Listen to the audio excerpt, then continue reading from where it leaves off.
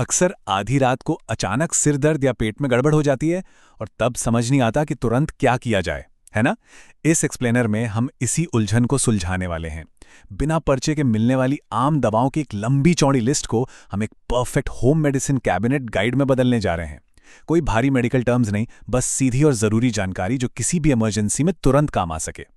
इसे आसानी से समझने के लिए हमने इन रोज़मर्रा की तकलीफ़ों को 4 हिस्सों में बांटा है: दर्द और बुखार, सर्दी और एलर्जी, पेट की परेशानियां और आखिर में बेसिक फर्स्ट एड। चलिए सीधा पहले हिस्से पर चलते हैं। सबसे पहले बात करते हैं उन दवाओं की जो सिर से लेकर पैर तक शरीर की सबसे आम तकलीफों यानी दर्द और बुखार से लड़ती हैं। अब इस टेबल को जरा ध्यान से देखिए। यहाँ एक बड़ा ही दिलचस्प पैटर्न है। एस्पिरिन सिर्फ सिरदर्द को निशाना बनाती है और टाइलेनॉल खास तौर पर बुखार के लिए है, लेकिन इबुप्रोफेन और पैरासिटामोल ये तो बिल्कुल ऑलराउंडर हैं। दर्द, बुखार, सिर दर्द ये तीनों में काम आती हैं। मतलब अगर घर में ये मल्टीटास्किंग दवाएं मौजूद हैं तो एक ही गोली से कई निशाने लगाए जा सकते हैं। इन ऑलराउंडर दवाओं के अलावा कुछ और नाम भी हैं, जैसे साइक्लोफेनिक और एसाइक्लोपेनिक। नाम बोलने में थोड़े मुश्किल जरूर लग सकते हैं, लेकिन इनका काम एकदम साफ है। ये पक्के तौर पर सिर्फ और सिर्फ दर्द निवारक यानी पेन किलर हैं। जब शरीर तप नहीं रहा हो, बस बदन दर्द से बुरा हाल हो, तब ये दोनों सबसे ज्यादा काम आती हैं। दर्द से राहत तो मिल गई, लेकिन मौसम बदलते ही जो छींके और खांसी शुरू होती है, उसका क्या? आइए अपने कैबिनेट के दूसरे हिस्से की तरफ बढ़ते हैं, जो सांस और एलर्जी की तकलीफों से जुड़ा है। धूल से एलर्जी हो या मौसम वाली सर्दी, इसके लिए बिना पर्चे वाली दवाओं में सबसे भरोसेमंद नाम हैं सिट्रसिन और एविल।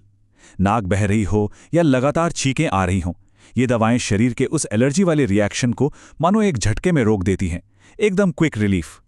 और यहां अक्सर सबसे बड़ी गलती होती है खांसी का सही इलाज चुनना।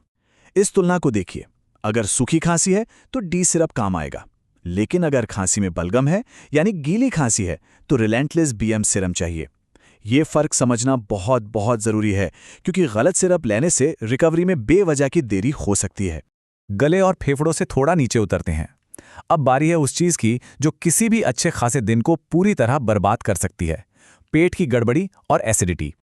सीने में तेज जलन या भयंकर एसिडिटी होने पर रेनिटिडीन तो है ही, लेकिन यहां एक बड़ी ही शानदार ट्रिक है। बस इस जोल साउंड को याद रखिए।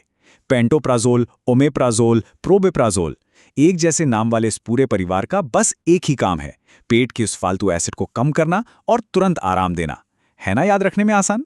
लेकिन रुकिए, अगर पेट में जलन नहीं है बल्कि मतली और उल्टी जैसा महसूस हो रहा है, तो वो जोल वाली ट्रिक काम नहीं आएगी।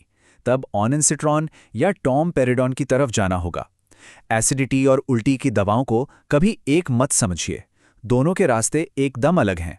अब आते हैं अपने मेडिसिन कैबिनेट के आखिरी और सबसे बाहरी हिस्से पर। बात करते हैं बेसिक फर्स्ट एड और बाहरी चोटों की। रोजमर्रा के कामों में कट जाना या छिल जाना बहुत आम बात है। इसके लिए सबसे असरदार बाहरी इलाज है ओविडोन आयोडीन।